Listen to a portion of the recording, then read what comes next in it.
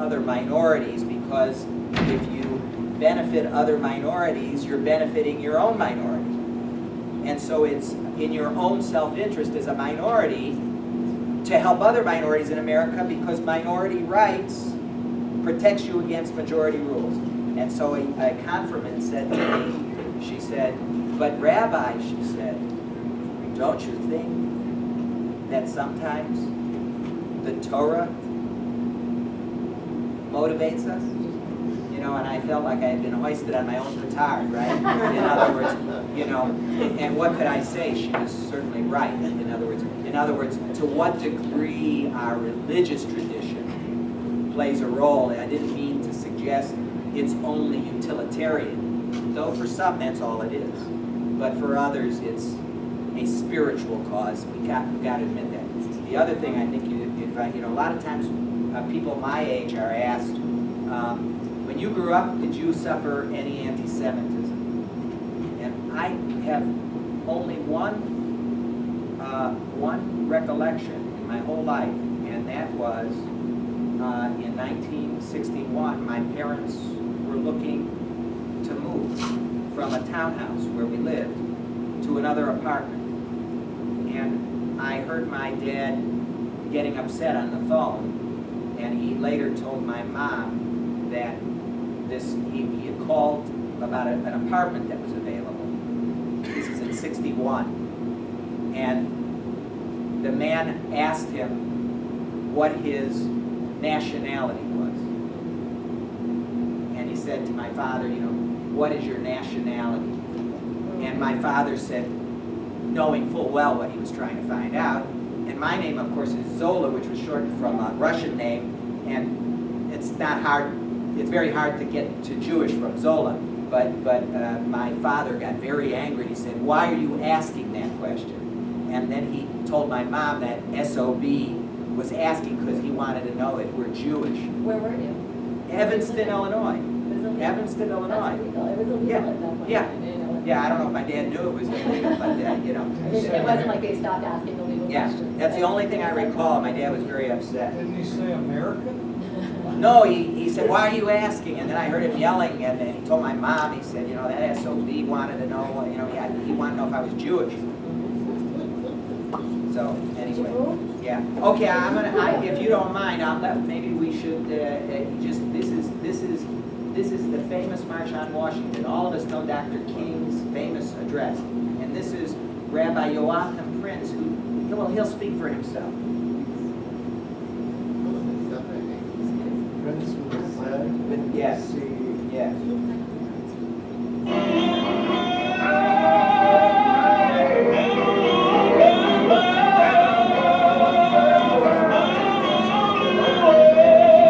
He gives this speech right before Dr. King speaks.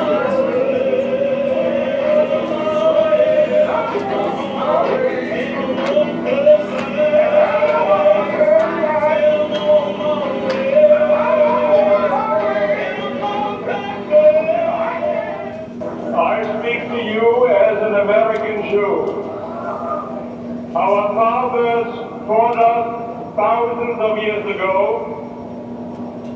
that when God created man, He created him as everybody's neighbor.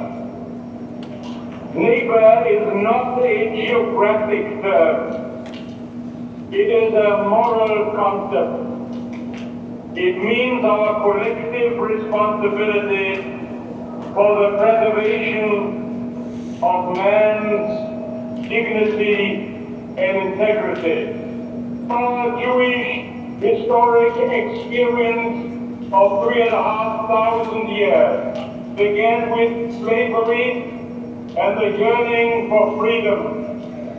I was the rabbi of the Jewish community in Berlin under the Hitler regime. I learned many things. The most important thing that I learned in my life is that bigotry and hatred are not the most urgent problem. The most urgent, the most disgraceful, the most shameful and the most tragic problem is silence. A great people which has created a great civilization has become a nation of silent onlookers. They remain silent in the face of hate, in the face of brutality, and in the face of mass murder. America must not become a nation of onlookers. America must not remain silent, not merely Black America, but all of America. It must speak up and act from the president down to the humblest of us, and not for the sake of the Negro, not for the sake of the Black community, but for the sake of the image, the dream, the idea, and the aspiration of America itself.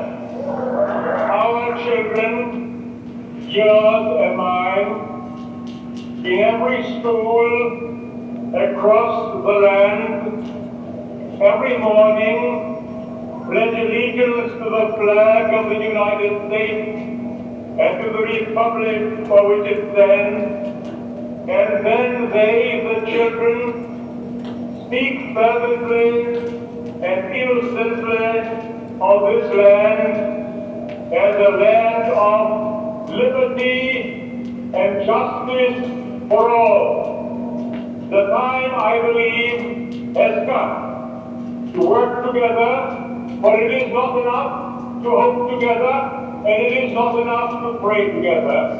To work together, that this children's oath pronounced every morning from Maine to California, from north to south, this oath will become a glorious, unshakable reality in a morally renewed and united America. Thank you.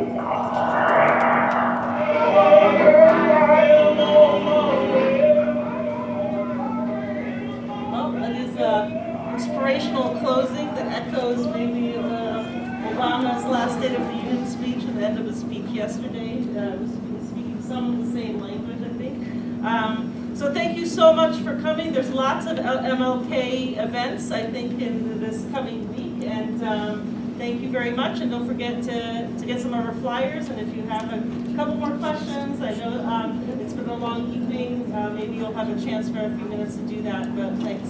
And thank you, Jocelyn, for organizing this.